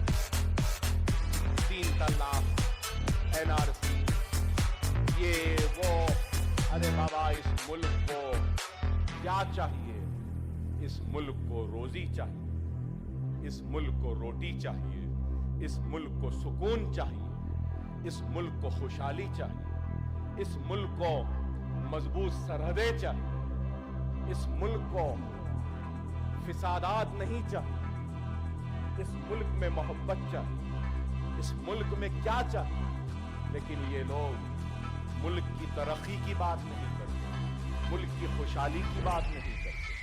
बात करते हैं तो बस सिर्फ कहेगी घर वापसी, लव जिहाद, लिंचिंग, यही कब्रिस्तान, शमशान, खुला खुला, बस सिर्फ नफरत। अरे काम करो। नहीं, काम कुछ नहीं करेंगे। क्या करेंगे? नफरत। क्या है बताइए? स्टार्टअप इंडिया सुने थे ना? हुआ कुछ startup India, stand up India आया? कहां है बताइए? एग्रीकल्चर में क्या हाल है? हमारी जीडीपी पूरी नीचे गिर गई। 2018 के प्री बजट इकोनॉमिक सर्वे ने कहा कि क्लाइमेट चेंज की वजह से जो इनकम है किसानों की वो 25% नीचे आएगी। किसान अपनी खेती शहर का रुख कर रहा है। किसानों के खिलाफ कानून साजी, किसानों का एहतजाज, कानून को वापस लेना पड़ा। क्या है? अरे बताओ, एक कामयाबी बता दो मुझे। नाकाम नाकाम। और अपनी नाकामी को जब हम मंजर आम पर लाते हैं तो हमसे दुश्मनी की जाती है। Black money, demonetisation, black money चला जाएगा, ऐसा हो जाएगा। कहां हुआ? बैंक्स डूब रहे हैं। पंजाब नेशनल बैंक का क्या हुआ? हजारों करोड़ का चूना लगाकर मेल चौकसी भाग गया, वो मालविया उन्हें भाग गया, वो दूसरा इन्हें भाग गया। परसों एक आया है, 23,000 करोड़ का चूना लगा गया। अरे अपने आप को चौकीदार कहते थे, वारे चौकीदार क्या चौकीदारी कर रहा है? बैंक को चूना लगा रहे लोग, चौकीदार बस खड़ा है, गले में सीटी है मगर बजा रही नहीं है। फिर देखे तो चौकीदार क्या चौकीदार है? गले में सीटी है, हाथ में डंडा है, लेकिन चाइना घुस रहा है, चौकीदार कुछ नहीं कर रहा। यही है आज सिर्फ जहर उगलने की बात। मुस्लिम बच्ची लिबास नहीं पहन सकती, हिजाब नहीं कर सकती। खैर, मैं हिजाब पे बात नहीं करूंगा, पहले इस पर बात करूंगा। क्या हिंदुस्तान की लड़की को, औरत को अपने पसंद का लिबास पहनने का हक नहीं है?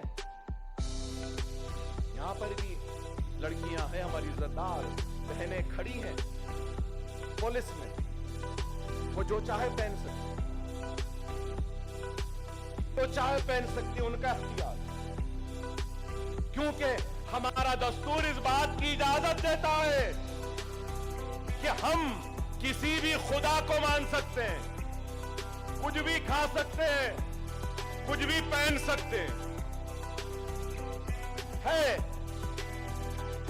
बाद ऐसे भी लोग हैं जो कुछ भी कपड़ा नहीं पहनते, वो अल्लाह या भगवान को बस इतना याद करते हैं कि उनको होश नहीं रहता, उनको जरूरत भी नहीं महसूस होती है कि कपड़े की। अरे हर एक को हक है। जिस तरीके से योगी आदित्यनाथ को भी अपने पसंद का लिबास पहनकर चीफ मिनिस्टर की कुर्सी पे बैठने का हक है, उसी तरीके से हिंदुस्तान की औरत को भी बुर्खा पहनने का हक है।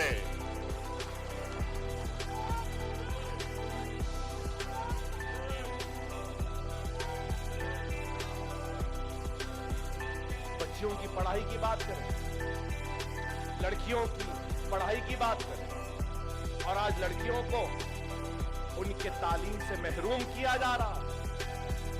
क्या ये इंसाफ है? इस नाइंसाफी पे आवाज उठाता हूं तो मैं फिरका परस्त कहलाता हूं। जिस तरीके से हर हिंदुस्तानी को अपने पसंद के कपड़े पहनने का इख्तियार है, वैसे ही मुस्लिम बच्ची को भी अपने पसंद के कपड़े पहनने का हक है, इख्तियार। हमको खुशी होती है, हमको खुशी होती है जब हम साधु संत को अपना लिबास पहनकर ऐवानों में जाते हुए देखते हैं। हमको खुशी होती है जब मुसलमान को चेहरे पे दाढ़ी और सर पर टोपी पहनकर ऐवानों में जाता हुआ देखते हैं। उसी तरीके से हमको खुशी होती है जब एक अंग्रेज पादरी अपना लिबास पहनता। हमको खुशी होती है जब क्रिश्चियन नन अपना सफेद लिबास पहनती है, वो बालों को छुपाकर वो जुब्बा पहनती। हमको खुशी होती है जब एक मुसलमान बुर्खा भी पहनता। लेकिन आज मासूम जहनों में जहर घोला जा रहा है। किस तरीके से स्क्रीनों के सामने तमाशा डराया गया। हम सिखाया गया। अरे मैं इस दारुस्सलाम से सलाम करता हूं उस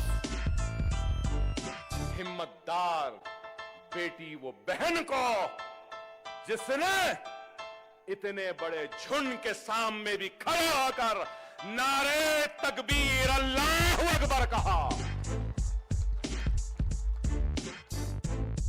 हमको नाज है, फख्र है, यही तो खूबसूरती है इस मुल्क की, यही तो हुस्न है इस मुल्क का। दस्तूर इजाजत देता है हिंदू को भी, दस्तूर इजाजत देता है मुसलमान को भी, दस्तूर इजाजत देता है सिख को भी, दस्तूर इजाजत देता है ईसाई को भी। लेकिन आज ये लोग हिंदुस्तान की एकजहती, हिंदुस्तान की आपसी मोहब्बत को खत्म करना चाहते हैं। इंशाअल्लाह ताला बड़े धूम से निकलेगा इन लोगों का भी जनाजा। हिंदुस्तान की आवाम जरूर नफरत फैलाने वालों को सबक सिखाएगी। हिंदुस्तान की आवाम जरूर इनको शिकस्त देगी और ऐसे लोगों से हमारे मुल्क को आज हमको दस्तूरी व जमहूरी जिद्दोजहद के जरिए इनका मुकाबला करना, आगे बढ़ना है। और हम ये मुकाबला सिर्फ जज्बाती तकारीर या नारों से नहीं कर सकते। ये मुकाबला हमको करना है तो जमहूरी अंदाज में दस्तूरी जिद्दोजहद के हिस्सेदार बनते हुए अपने नुमाइंदों को ऐवानों में भेजकर इन कानून के खिलाफ आवाज उठाने के लिए अपने नुमाइंदों को ऐवान में भेजना जरूरी है। और अगर कोई ये समझ रहा है कि मजलिस खाइफ हो जाएगी, नहीं मेरे भाई, मजलिस डरने वालों की जमात नहीं, मजलिस घबराने वालों की जमात नहीं। ना फख्र मिल्लत घबराए, ना सालारे मिल्लत घबराए, ना नकीब मिल्लत घबराए, ना अकबर ओवैसी घबराया। हम किसी से डरने या घबराने वालों में से नहीं है। फख्र मिल्लत को जेल में डाला लेकिन वो डरे और घबराए नहीं। सालारे मिल्लत को 14 मरतबा जेलों में डाला गया लेकिन वो डरे या घबराए नहीं। पुलिस के जरिए उनके ऊपर गोलियां चलाई गई थी सालार पर भी, लेकिन वो डरे या घबराए नहीं। और मुझ पर गोलियां मारी गई, जरब लगे, दवाखाने में था लेकिन डरा नहीं, घबराया नहीं, उठ के खड़ा हुआ और उठ के अपने खिताब के जरिए हिंदुस्तान को हिला दिया और बता दिया कि डरने वाला नहीं हूं, घबराने वाला नहीं हूं। और आज अगर कोई समझ रहा है, अगर आज कोई समझ रहा है कि मेरे सदर पर गोलियां चलाकर तुम मेरे सदर को डरा दोगे या मजलिस डर जाएगी तो या ये डर जाएंगे, अरे अहमको नादानो, ये गोलियों से तो हमारा बहुत बड़ा पुराना रिश्ता है। अल्लाह अगर इस सरजमीन को जबान देगा तो ये गवाही देंगी गोलियों और हथियारों से हमारी निस्बत थी। ये जमीन गवाही देगी। ये अब का नहीं, बहुत पुराना रिश्ता है, डरने या घबराने वालों में से नहीं है। हाँ, ये जरूर कहूंगा, खुदारा इस बात को समझो, हमारे दुश्मन आज हमको खत्म करना चाहता है। तो क्यों खत्म करना चाहता है? वो आपकी आवाज को खत्म करना चाहता है। हमको खत्म करके वो समझ रहा है कि आपकी आवाज खत्म हो जाएगी। कल को असदुद्दीन ओवैसी रहे या ना रहे, अकबरुद्दीन ओवैसी रहे या ना रहे, रोजे क़यामत तक ये दारुस्सलाम आबाद रहेगा और मजलिस इत्तेहाद अल मुस्लिमीन जिंदा रहेगी। आज अकबर ओवैसी नहीं तो कोई और सही, कोई और नहीं तो कोई और सही। अल्लाह का काम शख्सियत का मोहताज नहीं है, वो रुकने वाला नहीं है। हम भी जमीन की ग़िज़ा बन जाएंगे तो अल्लाह का काम रुकने वाला नहीं। लेकिन साफ जाहिर होता है, साफ जाहिर होता है कि कौन पैसों की इमदाद का ऐलान करे, कौन वो गोलियां चलाने वालों को मदद का ऐलान करे, कौन उनके घर को जाकर मिले। वाह, खुदा ना खास्ता गोली कहीं और चलती और अकबरुद्दीन ओवैसी उन चलाने वालों के घर चला जाता, तो क्या यह मीडिया ऐसी खामोश रहेगी? यही है, यही तो शिकवा है, यही तो शिकायत है, यही तो लड़ाई है कि तुम हमको एक नजर से देखते हो और उनको एक नजर से देखते हो। जिस नजर से तुम मोदी को देखते हो उसी नजर से ओवैसी को भी देखो,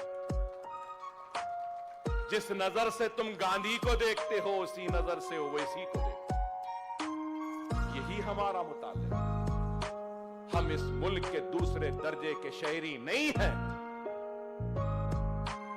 हमारा भी उतना ही हक है इस मुल्क पे जितना दूसरों का। इस मुल्क के हिफाजत के लिए, इस मुल्क की तरक्की के लिए अगर हमारी जान भी देनी पड़ी और गर्दनों को काटना पड़े तो मजलिस इत्तेहाद अल मुस्लिमीन और हिंदुस्तान का मुसलमान हंसते हंसते अपने सीनों को और गर्दनों को पेश कर देगा, लेकिन इस मुल्क को कभी कमजोर होने नहीं देगा। हम इस मुल्क के वफादार हैं, लेकिन आज हर कोई, आप समझ रहे हैं, ये पार्टी वो पार्टी, सेक्युलर पार्टी, फलां पार्टी। मेरे भाई, फिरका परस्ती का जहर इतना खोल दिया गया है कि आज मुसलमान का वोट तो सबको होना है, लेकिन मुसलमान की बात किसी को नहीं करना है। यह है, हकीकत है। क्या पूरे उत्तर प्रदेश में किसी के मैनिफेस्टो में, किसी के तकरीर में, किसी के जुमलों में कोई एक बात हिंदुस्तान के सबसे बड़ी अक़लियत की आप सुने? सेक्युलर जमातों से सुने, सेक्युलर पार्टियों के लीडरों से सुने? नहीं। क्यों? उनको डर है हम इनकी बात करेंगे तो वो हमसे नाराज हो जाए। हमको तो बस यही है कि हम तो मजलूम की बात करेंगे, हम तो जिसका हक छीना गया उसकी बात करेंगे, हम तो सब्ज गुम्मत की बात करेंगे, वालों की बात करेंगे। अगर हम उनकी बात नहीं करेंगे तो हमारा ईमान कहता है कि हमारा अल्लाह हमसे नाराज हो जाएगा। इनको किसी और की नाराजगी की फिक्र है, हमको अल्लाह की नाराजगी की फिक्र है। हम आपके लिए काम करें। रियासत तेलंगाना में काम हो रहा है आपके सामने, 1100 करोड़ बजट जारी हो चुका और होना है। ठीक है, हम लड़ाई लड़ेंगे, जिद्दोजहद करेंगे कि बकाया बजट भी आए। हम कोशिश करेंगे। हमने तो खुलकर कहा, जब तक मंजलिस ऐवान में रहेगी जिद्दोजहद करेगी। शादी मुबारक। 2 लाख लोगों को शादी मुबारक में, मुसलमानों को पैसा दिया गया, कोई मामूली बात नहीं। हालिया असेंबली के सेशन में हमने पुराने शहर की तरक्की की बात करी तो कितनी 14,800 करोड़ रुपए के प्रपोजल पुराने शहर की तरक्की के लिए। उत्तर प्रदेश के मुस्लिम लीडर, मुस्लिम एमएलए से मैं पूछना चाहता हूं, क्या आप इतने करोड़ों रुपए का काम कभी अपने हलकों में लाए? हम ला रहे हैं, फ्लाईओवर हो आज आ रहे हैं, तरक्याती सरगर्मियां हों आ रही। 2000 बच्चे अब तक ओवरसीज स्कॉलरशिप के नाम पर बाहर जा चुके हैं। अब तक 16 लाख बच्चों को स्कॉलरशिप्स मिल चुकी हैं 2014 से लेकर अब तक। आज हम काम कर रहे हैं मेरे भाई, कोशिश कर रहे हैं हिकमत के साथ, समझदारी के साथ, इखलास के साथ, पूरी खुलूस के साथ। हम दुश्मन के बिछाए हुए जाल में फंसना नहीं चाहते, हम उस जाल को तोड़कर आगे बढ़ना चाहते हैं। यही सालार ने हमको सिखाया। कमजोर जाले में फंस जाता है, ताकतवर जाले को तोड़कर आगे निकल जाता है। यही सालार कहते हैं। आज हम काम कर रहे हैं, कामयाबी व नाकामी तो अल्लाह के हाथ, कामयाबी और नाकामी अल्लाह के हाथ। आज लोग बोल रहे हैं कि यूपी क्यों गए, वो गोलियां ऐसे मारे, वो गोलियां उधर लगी। अफसोस होता है, अफसोस होता है। अरे हम अपनी जान को हथेली में रखकर कौम मिल्लत के लिए निकले हैं। हम यतीम नहीं हैं। हमारे मरने पर, हमारे जनाजों पर भी रोने वाली हमारी औलाद है, हमारी बूढ़ी मां है, हमारे भी घर में बच्चे हैं, बीवी है, हमारे जनाजों पे रोने वाले हैं। फिर भी हमको अपनी जानों की परवाह नहीं। परवाह है तो अपनी कौम की, परवाह है तो अपनी मिल्लत की, परवाह है तो अपनी बेटियों की, परवाह है तो अपने बच्चों की, परवाह है तो अपने बुजुर्गों की। और आज ये बातें कि गोली नीचे लगी, अफसोस होता है ऐसे लोगों पर। अरे 2 गोली खाकर तो देखो, जब पता चलेगा कि गोली खाने का दर्द क्या होता है। चाकू का एक जर्ब तो खाओ, उसके बाद पता चलेगा कि जख्म का दर्द क्या होता है। अल्लाह और उसके रसूल की रज़्म 10 साल हो चुके, एक भी रात बगैर कर्ब व दर्द के नहीं गई। एक भी रात इत्मीनान से सो नहीं पाया। एक भी रात बगैर दर्द के नहीं गुजरा। अरे हम जानते हैं, लेकिन इस दर्द को छुपाते हैं। किस लिए?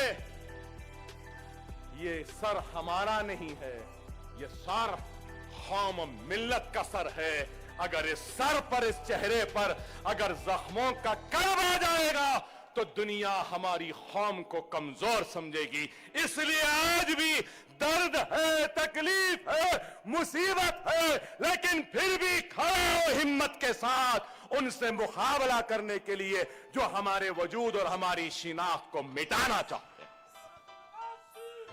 आपके लिए अल्लाह का शुक्र, नबी करीम सल्लल्लाहु अलैहि वसल्लम का सदका, औलिया अल्लाह की दुआएं कि अल्लाह ने हमारे सदर को महफूज रखा। अल्लाह से दुआ है कि अल्लाह उनको महफूज रखे। अल्लाह से दुआ है कि ऐ अल्लाह मजलिस इत्तेहादुल मुस्लिमीन का ये अदना सिपाही तेरी बारगाह में हाथ फैलाकर दुआ करता है और ये दुआ मांगता है कि मौला तू मेरे सदर की हिफाजत कर ले, अगर तुझे चाहे तो मेरी जान ले ले, मगर मेरी जान के एवज मेरे सदर की जान की हिफाजत कर ले। कौम मिल्लत को अकबर ओवैसी की जरूरत नहीं है, कौम मिल्लत को असदुद्दीन ओवैसी की जरूरत है, मजलिस को असद ओवैसी की जरूरत है, कौम और हिंदुस्तान की मजलूम मुसलमानों को जरूरत है तो बैरिस्टर असदुद्दीन ओवैसी की जरूरत है। ऐ अल्लाह तू उनकी जान की हिफाजत फरमा, तू उनकी जान की हिफाजत फरमा। आज सदियां बीत जाएंगी, मेरी इस बात को याद रख लो, सदियां बीत जाएंगी, फिर भी बैरिस्टर असदुद्दीन ओवैसी जैसा लीडर फिर हिंदुस्तान में पैदा नहीं होगा। फख्रे मिल्लत सालारे मिल्लत ने 300 चिल्लर जलसे करे थे और ये जुनूनी, ये मिल्लत का दीवाना अपनी जान की परवाह किए बगैर 6 महीने में 100 से जायद जलसे कर चुका, नताइज की परवाह किए बगैर, नताइज की परवाह किए बगैर। हार और जीत अल्लाह के हाथ, काम करना हमारी जिम्मेदारी। फख्र मिल्लत अगर जब मेहनत नहीं करते तो ये दिन नहीं मिलता था। नकीब मिल्लत आज मेहनत कर रहे हैं, शायद वो जिंदा नहीं रहेंगे, लेकिन मेरी नजरें देख रही हैं आइंदा 10-20 बरस में हिंदुस्तान की हर पार्लियामेंट में मजलिस इत्तेहाद अल मुस्लिमीन का परचम लेकर खड़ा होने वाला नुमाइंदा होगा। लोग बोलेंगे जिस तरीके से फख्रे मिल्लत को दीवाना बोले थे, अकबर ओवैसी को भी दीवाना बोलेंगे। बोलो बोलने वालों, 99 में इंतखाब लड़ा तो उस वक्त मैंने कहा, मैं यकीन दिलाता हूं चंद्रायन गुट्टे की आवाम को, तुम्हारी आवाज को हिंदुस्तान के कोने कोने तक पहुंचाऊंगा। क्या आवाज पहुंची? नहीं पहुंची। अब कितने मिनट में पहुंची मैं नहीं बोलूंगा, मगर पहुंची या नहीं पहुंची? जल्दी पहुंची, जल्दी पहुंचाए हम, आवाज तो पहुंची। लोग जो समझते थे कि हम गूंगे हैं, लोग समझते थे कि उन्हीं के पास जबान है, हमने बता दिया कि हम गूंगे नहीं हैं, हमारी हलक में भी जबान है। जब हम बोलने लगेंगे तो तुम हमारी आतिश नुवाई का मुकाबला नहीं कर पाओगे। हिंदुस्तान हिल जाएगा, तुम हिल जाओगे, तुम परेशान हो जाओगे। जब हम बोलने लगेंगे तो दुनिया ने देखा, हम जब बोले तो वो खामोश थे और बता दिया कि हमको भी बोलना आता है। ये मजलिस है, ये मजलिस है, मजलिस इत्तेहाद अल मुस्लिमीन कामयाबी की परवाह किए बगैर, शिकस्त की परवाह किए बगैर काम करती। अल्लाह ने हर वक्त मजलिस की लाज रखी। मुझे यकीन है कि अल्लाह सुब्हानहू तआला आने वाले कल में भी मजलिस इत्तेहाद अल मुस्लिमीन की लाज रखेगा। 64 बरस का सफर हमने कामयाबी से तय किया। मसाइब मुश्किलात, नशेब फराज, आजमाइश व कुर्बानियां, जेल व गोलियां, खून व पसीना, सब कुछ हमने बहाया इस जमात के लिए, इस कौम के लिए। अल्लाह से दुआ है कि अल्लाह रोज़े क़यामत तक तो मजलिस इत्तेहाद अल मुस्लिमीन और इस दारुस्सलाम को आबाद रख। ऐ अल्लाह, दुआ है, ऐ अल्लाह तू फ़ख्र मिल्लत अलैहि रहमा की खबर को नूर से भर दे। ऐ अल्लाह, तुझसे दुआ है कि तू सालारे मिल्लत की खबर को नूर से भर दे।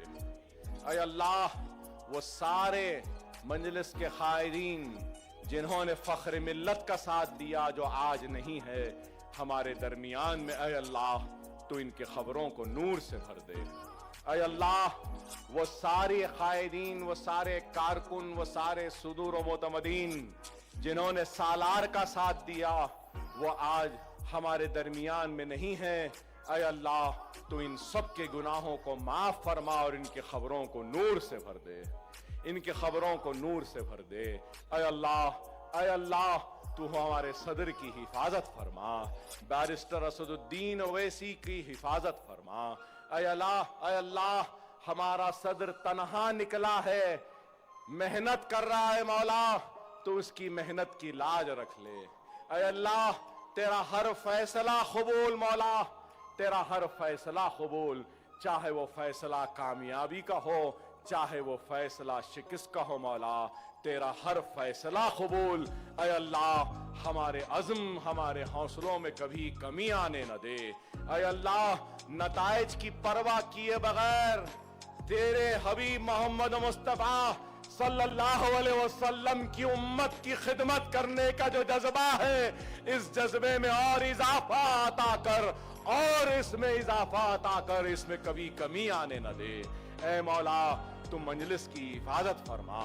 ऐ अल्लाह, तुम मजलिस के इदारों की हिफाजत फरमा।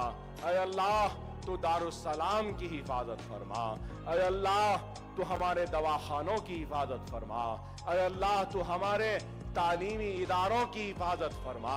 ऐ अल्लाह, तू हमारे हर काम में कामयाबी अता फरमा। ऐ अल्लाह, तू हमारे फैसलों की लाज रख ले, हमको कामयाबी और कामरानी अता फरमा। ऐ अल्लाह, मजलिस के कारकुन जो इस दुनिया में नहीं है, ऐ मौला तू उनके गुनाहों को माफ फरमा। ऐ अल्लाह, ऐ अल्लाह, तू हमारे मुल्क हिंदुस्तान की हिफाजत फरमा। ऐ अल्लाह, तो हमारे मुल्क हिंदुस्तान की हिफाजत फरमा। ऐ अल्लाह, तो हिंदुस्तान में नफरत नहीं मोहब्बत पैदा कर दे, हर मजहब के मानने वालों के दिलों में एक दूसरे के लिए मोहब्बत पैदा कर दे।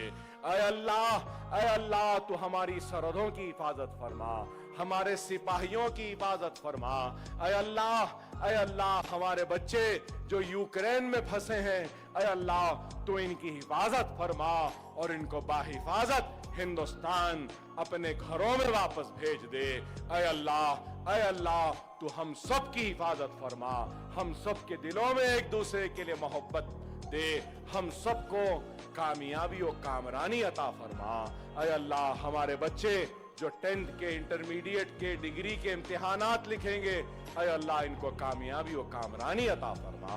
ऐ अल्लाह, जो बच्चियां घरों में बैठी हैं मौला, जिनकी शादियां नहीं हो रही, इनकी शादियां करवा दे। ऐ अल्लाह, जो बच्चे बेरोजगार हैं, इनको रोजगार अता फरमा, इनको रोजगार अता फरमा। ऐ अल्लाह, जिनके कारोबार मुतासिर हैं मौला, इनके कारोबार में तरक्की अता फरमा। ऐ अल्लाह, जो बीमार हैं इनको शिफा अता फरमा। ऐ अल्लाह, ऐ अल्लाह, हम गुनहगार हैं मौला, हमारे गुनाहों को माफ फरमा।